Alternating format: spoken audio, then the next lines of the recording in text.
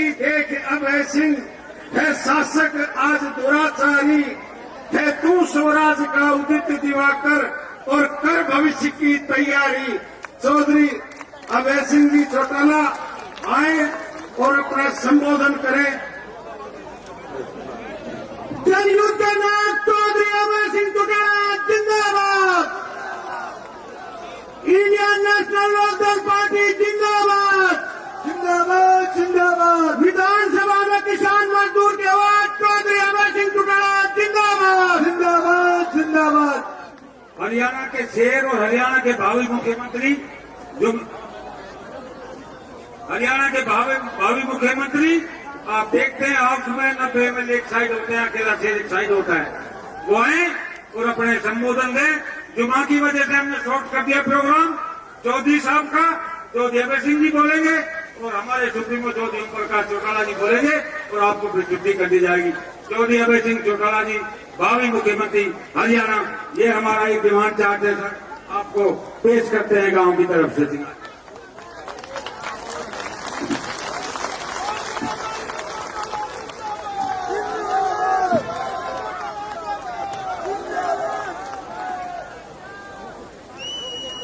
बहुत ही आदर और सम्मान के योग इंडियन नेशनल लोकदल पार्टी के राष्ट्रीय अध्यक्ष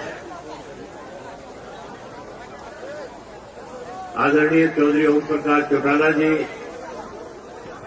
पार्टी के प्रदेश के अध्यक्ष चौधरी नफेद सिंह राठी जी, इंडियन नेशनल लोकदल पार्टी के जिला के अध्यक्ष आदरणीय सुभान खान जी, इब्राहिम पहलवान जी, हाजी सोहराब जी, हसन प्रधान जी, दलील अहमद एडवोकेट जी, इकबाल जी, जिला के उपाध्यक्ष बानो जी, महिला की जिला की अध्यक्ष सरोज बाला जी, मंच पे मेरे साथ बैठे हुए पार्टी के राष्ट्रीय स्तर के, प्रदेश, जिला और हल्का स्तर के सभी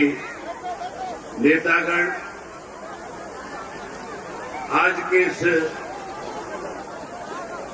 प्रदेश में कैसे परिवर्तन आए, कैसे प्रदेश से आज की इस मौजूदा सरकार से छुटकारा मिले, इसके लिए इस परिवर्तन यात्रा की शुरुआत के लिए हजारों की संख्या में आए हुए आदरणीय बुजुर्गों, नौजवान साथियों, माताओं, बहनों, पत्रकार, छायाकार दोस्तों, साथियों, आज प्रदेश के अंदर, देश के अंदर पिछले 8 वर्ष से भारतीय जनता पार्टी सत्ता में है। प्रदेश में पिछले 3 वर्ष से भारतीय जनता पार्टी और उनकी एक सहयोगी पार्टी लगातार सत्ता में बैठ करके हरियाणा प्रदेश के लोगों के सामने रोज नई नई दिक्कत और कठिनाई खड़ी करने जा रही है। लगभग 8 वर्ष हो गए प्रदेश पे, देश पे पूरा संकट छाया हुआ है, जिसके कारण लगातार संविधान और प्रजातंत्र के ऊपर कुठाराघात किया जा रहा है। साथियों, किस तरह से लगातार 1 वर्ष तक किसान आंदोलन के दौरान आप लोगों ने एक लंबी लड़ाई लड़ने का काम किया था। हरियाणा के, पंजाब के, उत्तर प्रदेश के, राजस्थान के, मध्य प्रदेश के किसानों ने दिल्ली के चारों तरफ लगते हुए बॉर्डर पे आकर के बैठ करके जो 3 काले कानून बने थे, उन 3 काले कानूनों को वापस कराने के लिए आप लोगों ने अपना घर बार, परिवार, खेत सब छोड़ करके देश के प्रधानमंत्री को इस बात के लिए मजबूर किया था कि जो काले कानून आपने बनाए हैं वो वापिस हो और देश के अंदर एमएसपी लागू हो। देश के प्रधानमंत्री ने वायदा किया था, जहां काले कानून वापिस लेकर के आप लोगों से माफी मांगी थी और कहा था कि मेरे से गलत फैसला लिया गया, वहीं ये भी कहा था कि देश में एमएसपी लागू हो, इसके लिए कमेटी बनाएंगे। लेकिन आज 1 वर्ष से ज्यादा समय बीत गया, आज भी एमएसपी का कानून बनाने की बजाय किसान को कैसे कमजोर किया जाए, इसके लिए रोज नई नई योजनाएं बनाई जा रही है। आज हमारे प्रदेश की हालत इस किस्म की है कि प्रदेश का किसान मजदूर अपने आप को लूटा हुआ महसूस कर रहा है। आज जहां युवाओं को बड़े बड़े वायदे करके लोग सत्ता में आए थे, आज युवा जो है सबसे ज्यादा अपने आप को ठगा हुआ महसूस कर रहा है। मैंने इस परिवर्तन यात्रा के लिए सिंगार गांव और मेवात जिला क्यों चुना था? जब हम बैठ करके आपस में इस पर चर्चा कर रहे थे कि आज प्रदेश के अंदर परिवर्तन की जरूरत है। आज जिस कांग्रेस पार्टी की जिम्मेवारी बनती थी इस मौजूदा सरकार के खिलाफ लड़ाई लड़ करके विधानसभा में और विधानसभा के बाहर सत्ता में बैठे लोगों को मजबूर करके आम आदमी के साथ जाए हो, इसके लिए लड़ना चाहिए था। जो लोग आपकी लड़ाई लड़ने की बजाय अपने अस्तित्व की लड़ाई में लगे हुए हैं, आज हालात इस किस्म के हैं। आपने देखा होगा पीछे जब विधानसभा का 3 दिन पहले सेशन था और उस सेशन के दौरान जब मैं आप लोगों की आवाज को हरियाणा की विधानसभा में उठा रहा था, जब मैं शराब घोटाले को उजागर करने के लिए हरियाणा प्रदेश के अंदर भू माफिया जो खड़ा हुआ था, हिसार में इंटरनेशनल एयरपोर्ट के नाम पे छोटे छोटे किसानों की जमीन को ये कह करके भू माफिया के लोगों ने, सत्ता में बैठे लोगों ने उनको बेचने पे, जमीन बेचने पे मजबूर कर दिया था। ये कहा गया था कि अगर आप अपनी जमीन नहीं दोगे तो सरकार सस्ते दाम पे इसको एक्वायर करके आपको कम पैसे देगी।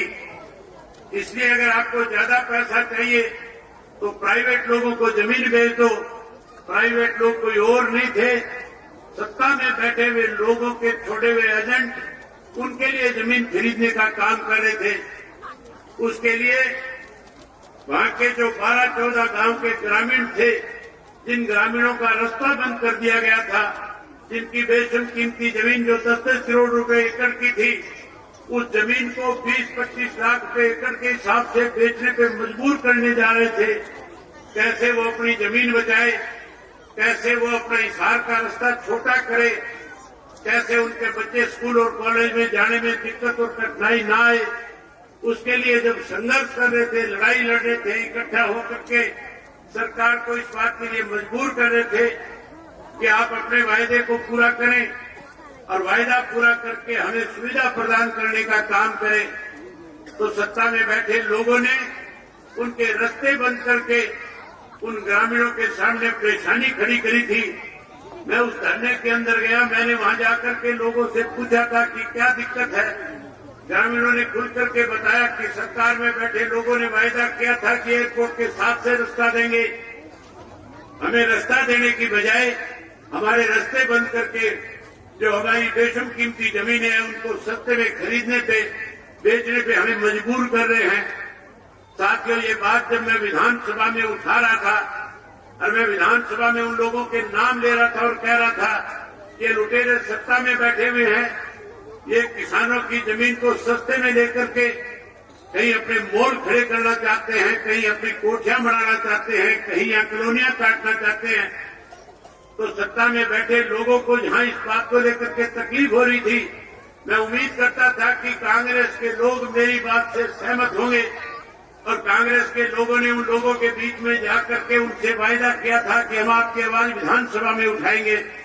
उन्होंने आवाज उठाने की बजाय सरकार के साथ खड़े होकर के कई चुटकुले सुनाने का काम कर रहे थे। आज जिस कांग्रेस की जिम्मेवारी बनती है इस मौजूदा सरकार के खिलाफ लड़ाई लड़े, इस मौजूदा सरकार को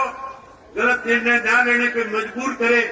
आज वो सत्ता के बैठे लोगों के साथ मिलकर के हरियाणा प्रदेश को बर्बाद करने में लगे हुए हैं। इसलिए साथियों, हमने एक फैसला किया था कि हम अपने हरियाणा प्रदेश के लोगों के साथ न्याय हो, खास करके युवा पीढ़ी जो आज अपने आप को ठगा हुआ महसूस कर रही है, कैसे उस युवा पीढ़ी को फिर से न्याय मिले, कैसे उसको रोजगार मिले, कैसे उसको नौकरी मिले, कैसे वो युवा पीढ़ी फिर से अपने पैरों पर खड़ी हो सके। इसके लिए इंडियन नेशनल लोकदल पार्टी को अपनी जिम्मेवारी निभाते हुए हरियाणा प्रदेश में परिवर्तन यात्रा के नाम से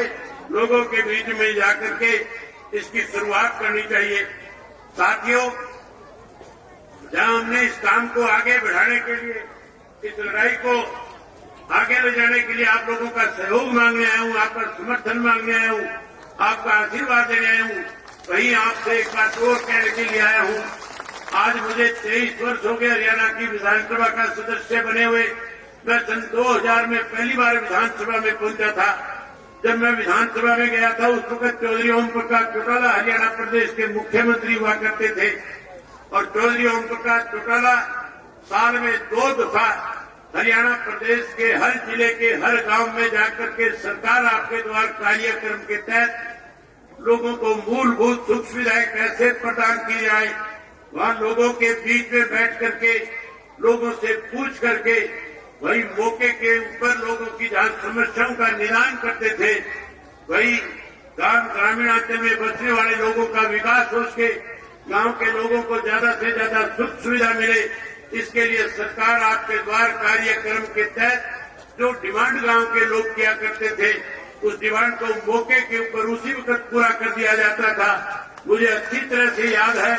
दूर से उस वक्त में कांग्रेस का विधायक जाकिर हुसैन हुआ करता था और चौटाला साहब जब चंडीगढ़ से चलते थे उससे पहले जाकिर को फोन करके कहते थे कि जाकिर मैं नूह में आ रहा हूं, तेरे इलाके के लोगों की कोई भी समस्या है, तेरे पंचायत में किसी भी तरह की कोई मूलभूत सुविधा की कमी है, आज तुम आ जाना और वहां सारी पंचायतों को बुला लेना। जो जो दिक्कतें और कठिनाई होगी मौके पे उनको पूरा करने का काम करूंगा। उस वक्त जहां मेवात को पिछड़ा हुआ इलाका कहा जाता था, चौधरी ओम प्रकाश चौटाला जी ने मुख्यमंत्री रहते हुए अनेक दफा आपके यहाँ सरकार आपके द्वार कार्यक्रम के तहत एक गांव में आकर के जहां पीने के पानी की सुविधाएं प्रदान करी थी, जहां नहरी पानी लाकर के दिया था, जहां आपके गांव के विकास के लिए करोड़ों करोड़ों रुपए दिए थे,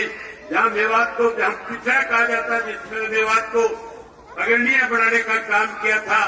आज फिर मैं लगातार कांग्रेस और बीजेपी के शासनकाल के अंदर जो मेवात से चुने हुए व्यक्ति जो जाते हैं वो हमेशा एक ही बात कहते हैं कि हमारे मेवात के साथ भेदभाव किया जा रहा है, मेवात को पिछड़ा और ज्यादा पिछड़ा बढ़ाया जा रहा है। मैं आप लोगों से एक वायदा करने के लिए आया हूं साथियों,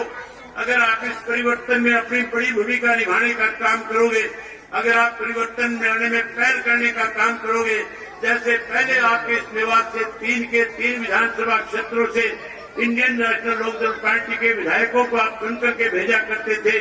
अगली बार विधानसभा के चुनाव में फिर से 3 के 3 विधायक अगर चुन करके देने का काम करोगे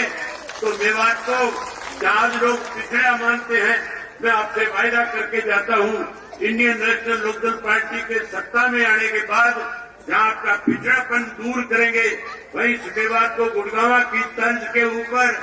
मेवात को भी एक अग्रणीय डिस्ट्रिक्ट बनाने का काम करेंगे, जहां लोग दूर दूर से चल करके आकर के देख करके जाएंगे। ये वही मेवात है जिसे पिछड़ा कहा जाता था, जहां मेवात के अंदर अच्छे से अच्छी सुख सुविधाएं आपको प्रदान करेंगे, वहीं पढ़े लिखे नौजवान बच्चों को रोजगार देने का काम करेंगे, स्कूल और कॉलेज बनाने का काम करेंगे, यूनिवर्सिटीज और मेडिकल कॉलेज बनाने का काम करेंगे। आज तो केवल घोषणाएं की जाती है, लेकिन साथियों केवल घोषणाओं से नहीं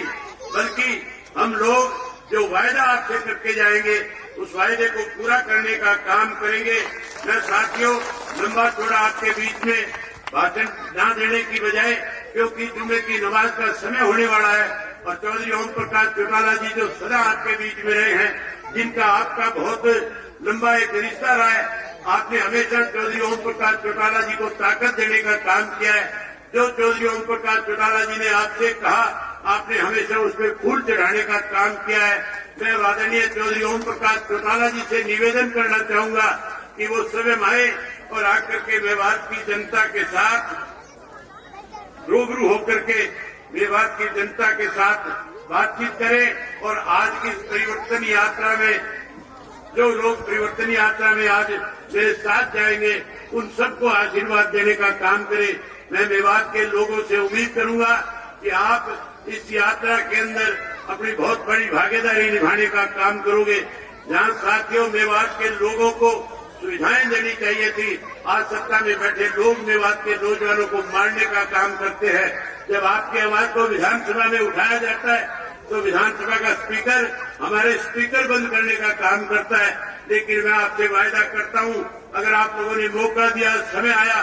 तो जिन लोगों ने आज इस तरह के कृतज्ञ काम किए हैं, उन लोगों को जेल की सलाखों के पीछे भेजने का काम करेंगे। मेवात के लोगों के साथ न्याय कराएंगे और जहां न्याय कराएंगे, वहीं जिन लोगों ने आज आपके साथ आपकी अनदेखी करी है, उनको जेल की सलाखों के पीछे भेजने का काम करेंगे। आप सबने मेरी बात सुनी, आप सबका बहुत धन्यवाद। इसके साथ मैं चौटाला साहब से निवेदन करूंगा कि चौटाला साहब आए और आकर के आपको संबोधित करें, आपके रूबरू हो। आप सबका बहुत धन्यवाद। आदरणीय चौधरी ओम प्रकाश चौटाला जी।